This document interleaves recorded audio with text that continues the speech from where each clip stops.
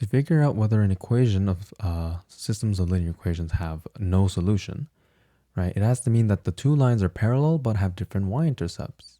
Okay, or if I were to subtract this, right, all the x and the y's will cancel and you get a constant is equal to a constant, right? Something like 1 is equal to 2, but we know that that's not true, okay?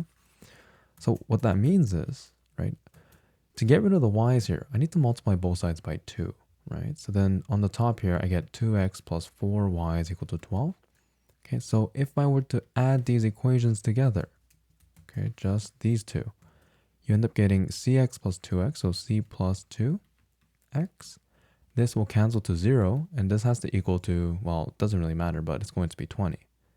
Okay, so for something to not make sense, this here must give me 0. Okay, because if this is 0, the entire thing is 0, and you get that 0 is equal to 20. Right, but notice that that's not possible. Right, that means there's no solution. So for c plus 2 to equal to 0, c has to be minus 2.